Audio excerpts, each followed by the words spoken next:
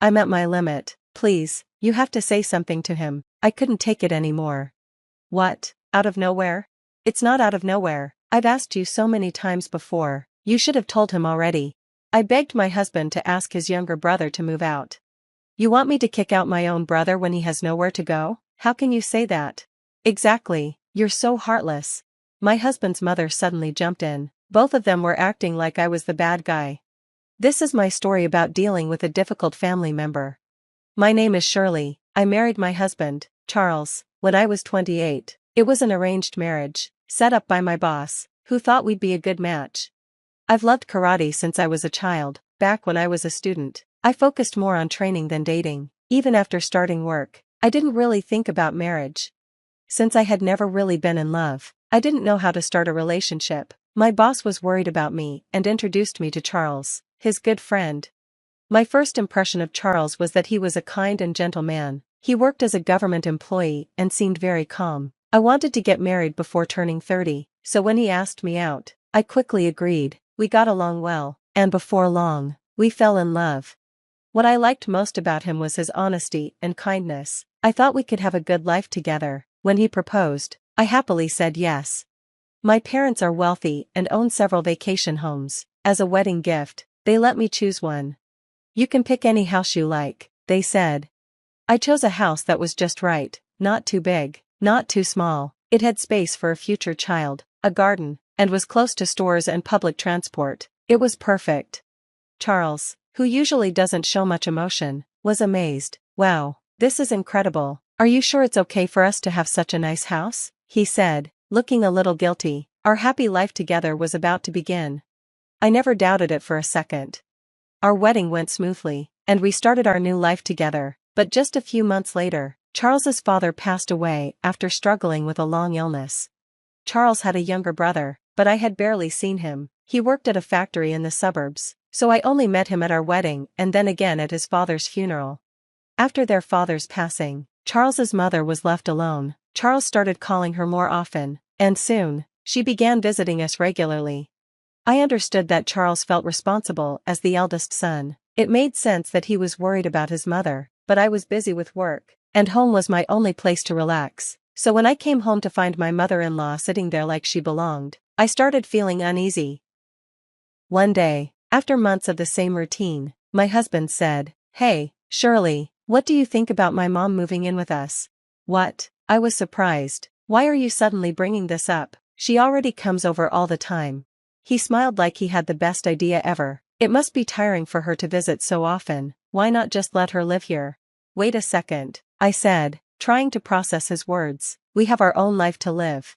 This house is too big for just the two of us, he argued. If she moves in, it'll be better for her. He wasn't really asking for my opinion. He had already made up his mind. I wasn't happy about it, but he kept saying he was worried about her being alone. Since he cared so much, I felt like I couldn't say no. Before I could even decide, my mother-in-law sold her house. Suddenly, I had no choice but to let her move in. I was upset with my husband for arranging this without talking to me first. We don't have a family home anymore, he said. She has nowhere else to go. At that point, I gave up arguing. After she moved in, life became mentally exhausting. She didn't outright mistreat me, but she criticized me a lot. "You are the wife," she would say. I hated it. "You married my son, so you should serve his family." She had very old-fashioned ideas. If I put work first, she'd say, "You're alive, act like it." She repeated this constantly. Because of this, I started staying late at work more often. I avoided home as much as possible. Her sarcastic comments annoyed me, but I found ways to deal with them. Life went on as usual, until something big happened. A few years later, my brother-in-law suddenly announced, "I'm quitting my job at the end of the year and moving back home." This shocked all of us, me, my husband, and my mother-in-law, but there was a problem. His childhood home was already sold. There was no place for him to return to. Angry, he blamed my husband and mother-in-law. "I didn't know you sold our house. Why did you do that without telling me?" My brother-in-law was the kind of guy people call trouble. He dressed flashy, spoke roughly, and had a bad attitude. Honestly, I never liked him and preferred to stay away. "I'm sorry," my husband told him. "I was worried about Mom living there alone, and we thought you planned to stay in your job for a long time." My husband tried to calm his brother down, but my brother-in-law shouted, "Oh, really? You think you can just decide everything? Take responsibility, you useless brother." He yelled at my husband. Even though my husband was the older brother, he froze at those words. He turned pale and just looked down, unable to say anything back. Before he passed away, my father-in-law had said, "If something happens to me, I leave everything to my wife." That was his decision. My brother-in-law had left home without a word, worked in the suburbs, and never sent money back. Did he really have the right to blame his mother and brother now? I thought so, but in the end, we couldn't find a solution. My brother-in-law ended up moving into our house under one condition: he had to leave once he found a new job. Of course, I wasn't happy about it. "I don't want your brother living here too. Ever since your mom moved in, our expenses have already gone up," I complained. "I'll make him leave once he gets a job, just put up with it for now," my husband said. I couldn't argue after that. I had no choice but to let him move in. At this point, I was already mentally exhausted, but things only got worse from here. The condition was that my brother-in-law could stay until he found a job. But 3 months passed, and he wasn't even trying. He didn't look at job listings, didn't go to interviews, he just spent his days lounging around. He stayed in his room, blasting loud music, or hogged the living room TV for hours. My stress kept piling up. And then, as soon as I came home from work, "Is dinner ready yet? Hurry up and do the laundry." He treated me like a maid. I couldn't take it anymore and complained to my husband. "Hey, can you do something about your brother? He treats me like a housekeeper." "Housekeeper? He thinks of you as his sister. He really likes you." My husband laughed. "What do you mean he likes me? He orders me around. I'm treated like a servant in this house." I was furious, but my husband just brushed it off. "Enough already, you're not his wife, but you are his sister-in-law, just deal with it, okay?" I was stunned. As long as I kept quiet and endured everything, my husband thought things would be fine. I gave up trying to argue. After that, I stopped complaining to my husband. Instead, I called my parents and vented to them. My mom and dad told me I could come home anytime if I needed to. Their words were the only thing keeping me going. But then, my brother-in-law did something terrible. One day, I came home from work and saw a fire truck parked in front of our house.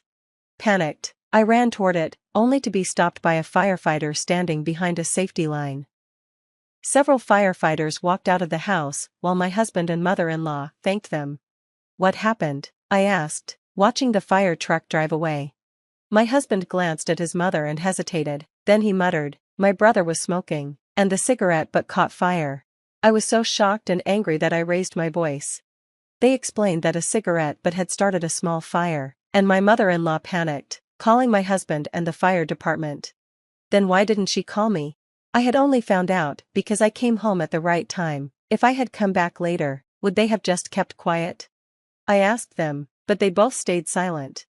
Frustrated, I rushed to my brother-in-law's room and threw the door open. "You could at least knock," he snapped. I ignored him and looked around. A huge burn mark covered the carpet under his bed. The house had smelled of cigarettes ever since he moved in, which was already stressing me out, and now, my favorite carpet was ruined. I had reached my limit. I turned to my husband, my mother-in-law, and my brother-in-law. "I'm done, you need to say something." My husband looked startled. "What's wrong with you all of a sudden?" "It's not all of a sudden, I've told you many times before, you should have put your foot down." I begged my husband to make his brother leave. But he just sighed and said in a tired voice, "You want me to kick my brother out when he has nowhere to go? How can you say that when you're his sister-in-law?" "Yeah, you're his sister-in-law. How could you say something so heartless?" my mother-in-law added. They both acted like I was the bad guy. But why was I the one being blamed? This was my house, my father had given it to me. My mother-in-law and brother-in-law had moved in without asking. They had no right to act like they owned the place. For once, I refused to back down. "Get out of my house," I said. My husband glared at me. "You want my brother out? If you can't live with him, then you should leave." With that, he stormed off. My brother-in-law just smirked. I felt completely drained and went to my room. The next day, I came home from work, and my key wouldn't fit in the lock. I tried over and over, but it wouldn't turn. I rang the doorbell, no answer. Then, my phone buzzed. It was a text from my husband. I stared at my phone screen in disbelief. I changed the locks on the house. I will let you back in after you get your head straight. That was the message from my husband. Ridiculous. If that's how he wanted to play it, fine, I'd leave. I went straight to my parents' house and told them everything. As I spoke, I watched my mother's face harden with anger. My father, normally calm, looked furious. Leave the rest to me, he said. Without hesitation, he contacted a lawyer. From that moment, everything moved quickly. A certified letter was sent, demanding alimony, a divorce, and an order for my husband to vacate my house. Then, a meeting was set up at the house, with the lawyer present. As soon as we sat down, my husband scoffed. Divorcing over something this trivial? This is ridiculous. He refused outright. I met his gaze and said, if you don't agree, I'll take this to court. At the mention of court, he immediately fell silent. But when we brought up the house, he raised his voice again. This is our home, I'm your husband, I have a right to it, too. He smirked, as if he'd won. The lawyer didn't even blink. You have no right to this house, he said plainly. The truth was, my father had given me the house before we were married. It was legally mine. It was never shared property. I watched as my husband, mother-in-law, and brother-in-law turned pale. They had assumed they would never be kicked out. Their faces told me everything. They had never even considered this possibility. Finally, my husband stammered, Shirley, maybe we should reconsider. The lawyer turned to me. What would you like to do? I didn't hesitate. I'm getting a divorce. My decision is final. At that, my husband slumped in his seat. He knew he had lost. The divorce was finalized, and they moved out. Now, I hear that Charles is struggling to pay the alimony. The three of them moved into a shabby apartment, far from the comfortable life they once enjoyed. My ex-mother-in-law and ex-brother-in-law, no longer free to live off someone else, became increasingly stressed.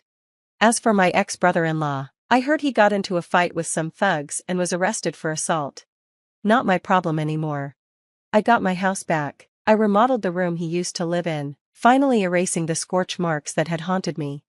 Now, my weekends are spent with my parents, who come over and stay with me. My home is peaceful. To thank the lawyer who helped me, I invited him to dinner. Since then, we've been meeting regularly, outside of legal matters. Maybe, one day, I'll get a second chance at a happy marriage.